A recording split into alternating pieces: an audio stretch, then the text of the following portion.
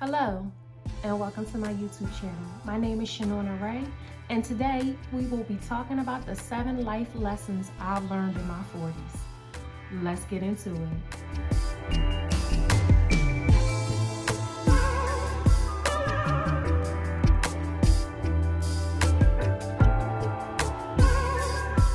Number 1, everyone in your life can't be trusted. I'm sorry. I know we want to trust everybody, or we get close to a particular person and we think that this person we can entrust them with our secrets, we can entrust them with our life stories, we can entrust them with what's going on in our relationships, but everyone can't be trusted. Sometimes your secrets are just your secrets. They are to be kept to yourself. Stop trusting everybody with your personal business, with your personal secrets. Everything is not for everybody.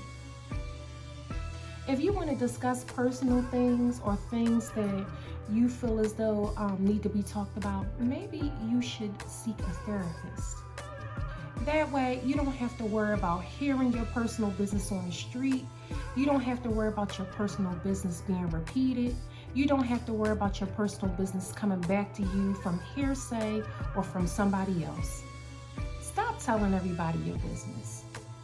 Number 2, stop procrastinating. We all know that procrastination is the thief of all dreams. It's the thief of time. It's a thief of ideas. It's a thief of just moving. It's a thief of everything. Procrastination will steal everything from you. Stop sitting on the fence with things. Make yourself accountable. Stop sitting around making excuses on why you can't do this and why you can't do that, because let's face it, they are excuses.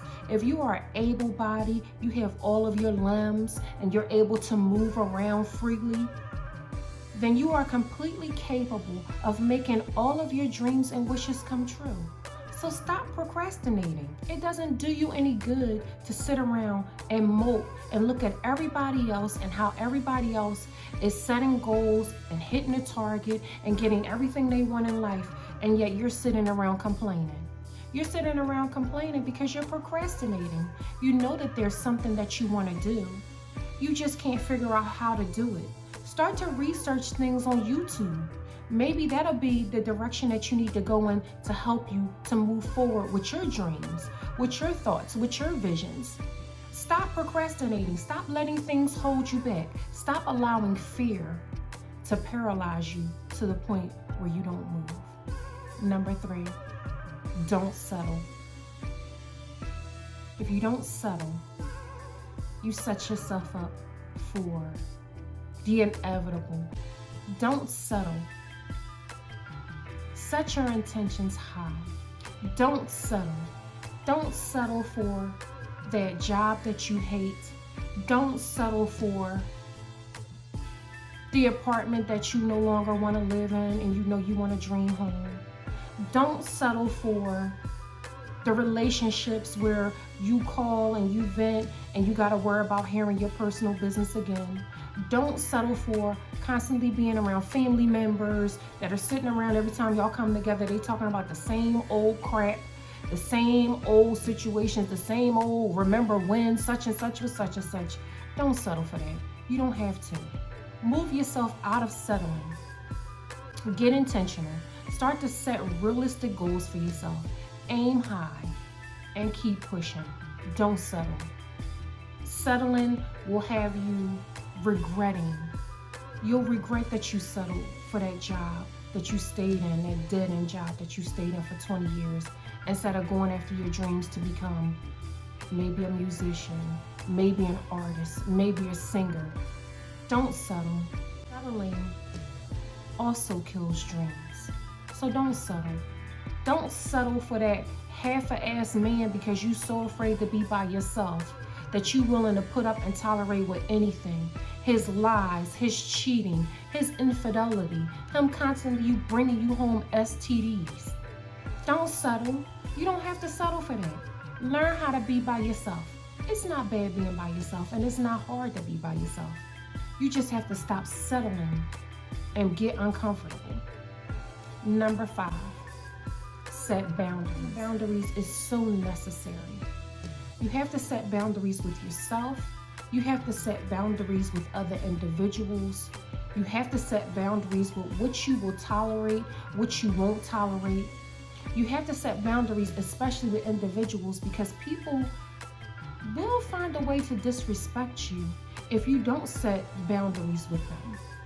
You have to set boundaries with yourself and ask yourself what you will and what you will not tolerate. In this season, nonsense, gossip, betrayal, abuse, mental, physical, emotional stress is to not be tolerated. So set boundaries. Set realistic boundaries with yourself. Say to yourself, okay, I'm willing to be okay with this, but I'm not okay with that. And stay in that. Don't sway or change your mind because somebody is using word salad or talking slick or trying to get you to change your mind. Don't change your mind. If you set your boundary, stand in it. Stand in your power. Don't let nobody sway you to change your mind, because changing your mind means that they're swaying you to lift your boundary. You don't want to do that. Stay in your boundary. Stand in your power. Stand in your truth. Set boundaries. Set boundaries for other individuals. Set boundaries for yourself. Set boundaries for your children, your spouses, your nieces, family members. It doesn't matter. You need to set boundaries. Number 6, be honest with yourself. Being honest with yourself means that you need to take a serious look at you. You need to find out what it is about you that makes you you. You need to dig deep.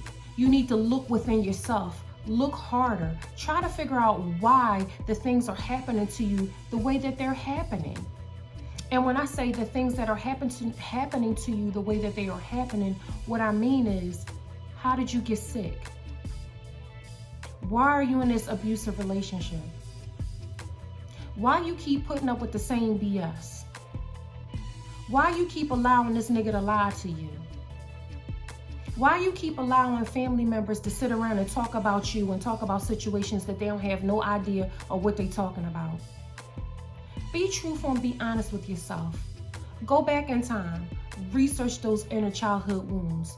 Heal that childhood trauma so that you can start to set boundaries, set goals, be intentional, show up for yourself, and have some dignity and respect for yourself. Number 7, talk it out. I've said this in a number of my videos before. There's nothing wrong with talking. It's all about who you're talking to. That's the key. Who are you talking to? You need to talk it out. You need to get it off of you. You need to be able to express what it is that you're feeling, what it is that you're going through, the hard times, the good times, the happy times. But when I say talk it out, I'm not talking about just talking to anybody. Because as we all know, people will take your personal business and use it as business and gossip just to have something to say, just to have something to talk about, which is ignorant and rude, however people do it. Talk it out. If you have to talk it out with yourself, talk it out with yourself. There's nothing wrong with you talking to yourself. There's nothing wrong with you doing a self-evaluation of you to find out what is wrong with you. There's nothing wrong with sitting there talking to yourself so that you can figure out what's wrong with you and what areas need to be fixed and what areas need to be tackled and what areas, some areas may be stronger than others. Some areas you may need to seek therapy. Some areas it may not be you be able to talk to yourself about it. You may not be able to talk to your parents about it. You may not be able to talk to family members, siblings, friends. Some areas you may need to seek therapy. It's nothing wrong with going to therapy. We have this thing, and I spoke on this in my last video, that therapy is the end all be all. Like, you can't go to therapy because people will start to look at you like it's something wrong with you. There's nothing wrong with you. Go to therapy. Therapy is so important. It's so healthy to be able to look deep within your inside of yourself and express yourself to someone with a biased opinion, someone that's not going to judge you, someone that's not going to be there saying, oh, I wouldn't have did that if I was you, someone that's not going to tell your secrets. So if you have to, get a therapist.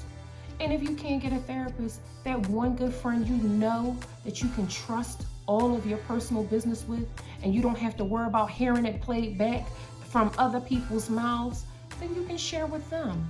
Sometimes sharing with somebody that you know that you can trust is a healthy way to be able to be creative. It's healthy. It's a healthy outlook. You can also bounce ideas off of each other.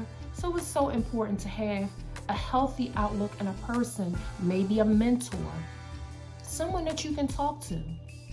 So if you have to, seek out a mentor, someone that you respect, someone that's older, someone that you know that you can trust with your secrets. But talk it out.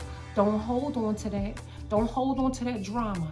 Don't hold on to that trauma. And I'm not saying that have someone that you can talk to dump your problems and your issues on. What I'm saying is having a healthy out where you can vent and you can try to get creative ideas on how to move forward. Because let's face it, sometimes we don't even know how to move forward or backwards. Sometimes we don't know our right from our left. Sometimes we think we know all the answers when we really don't. We hear it from someone else and we get a different perspective on how to handle certain situations. So it's nothing wrong with having a mentor. It's nothing wrong with having somebody that you can look up to, but also it's so important that person that you choose, make sure that it's somebody that you can trust. This is a bonus. Move in silence. Don't tell nobody what your plans are. Don't tell nobody what your dreams are. Don't tell nobody your next move, your best move, if you're moving out of town, if you got a new job, if you're doing this, if you just bought a new car, if you just bought a new house. Move in silence. They'll see it. You don't have to make a public service announcement about all your plans, all the things that you plan on doing, all your hopes, your dreams, your wishes, because actually what you're doing is you're seeking validation. You're looking to be validated and praised for what you're doing. When lo and behold, what you're really doing is setting yourself up. Telling people your business and your plans in advance can have adverse effects on it. People can pray against you. People can pray against your dreams, your hopes, your wishes. So it's best to just move in silence.